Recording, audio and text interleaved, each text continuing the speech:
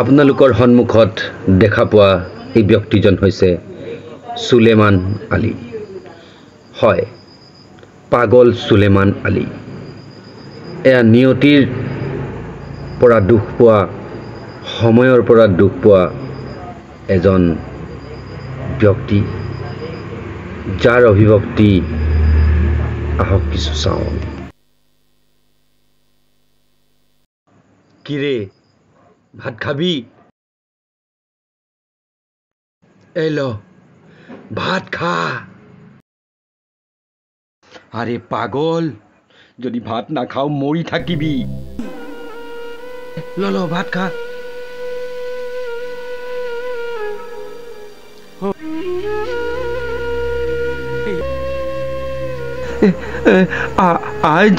আজিকালি ভাত খাই মানুহ নমৰে ন?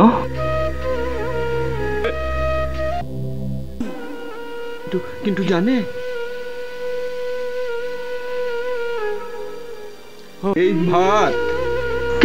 ভাত মোৰ জীৱনৰ সকলো তছ নছ কৰি দিছে।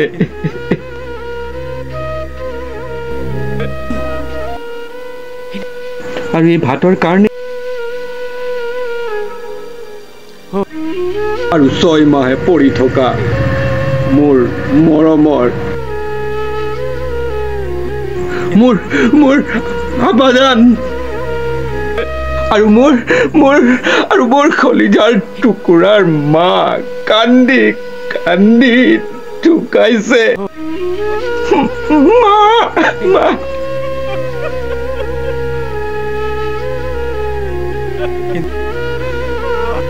মই যে একো কৰিবলৈ নোৱাৰিলো, আৰু মই একোকে কৰিব নোৱাৰিলো। মোৰ চকুৰ ওচৰত মোৰ মা আৰু আব্বাৰ নিথৰ দেহা মোৰ ওচৰত পৰি আছিল, আৰু মই নোৱাৰিলো তেখেতলোকক অকলে সমাধি দিবলৈ। আৰু মই মোৰ মাৰ নিথৰ দেহা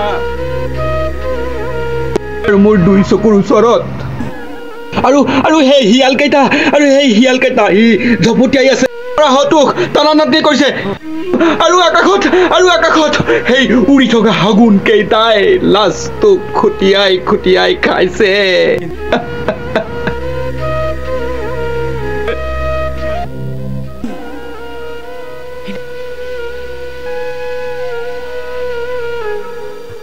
মানুহে কয় মানুহে কয় হেনো শগুনৰ অভিশাপত গৰু নমৰে, কিন্তু জানেনে শগুন কিন্তু মানুহৰ অভিশাপত মৰে। মই সকলো শগুন, আৰু সেই সকলো শগুন মৰিছে মোৰ অভিশাপত। মই দিছো অভিশাপ, মোৰ অভিশাপত খতম হৈছে। আকাশৰ সেই শগুনবোৰ মৰিছে, কিন্তু আৰু সেই শগুনৰ আত্মা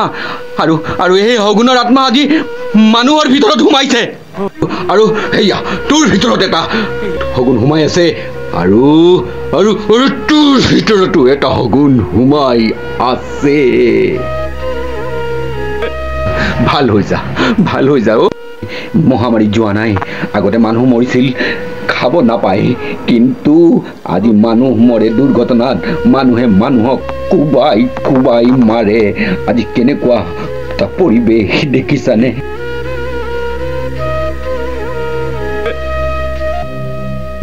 মা অ মা, মই তোমাৰ লৰাই কৈছো মা, ভাল হৈছে তুমি গুচি গলা মা। অ মা, তুমি গুচি গলা, তোমাকতো ইয়াতে শগুনে কামুৰি খাইছিল, কিন্তু আজিৰ এই শগুন ৰূপী দানৱবোৰে তোমালোক ভাল হৈ যোৱা না। মই তোমালোকৰ ওচৰত ভৰিত পৰি ভিক্ষা মাগিছো, ভাল হৈ যোৱা না। তোমালোকে ভাল হৈ যোৱা না এই সুন্দৰ পৃথিৱীখন, এই সুন্দৰ পৃথিৱীখন শান্তি সম্প্ৰীতিৰে সৈতে ভাতৃত্ববোধৰ সৈতে একেলগে থাকিবলৈ দিয়া না ভাল হৈ যোৱা না তোমালোকে ভাল হৈ যোৱা না। তোমালোকে ভাল হোৱাৰ ওপৰতে আমাৰ এই পৃথিৱীখনৰ শান্তি সম্প্ৰীতি আদি অটুট থাকিব, কিয় নুবুজা?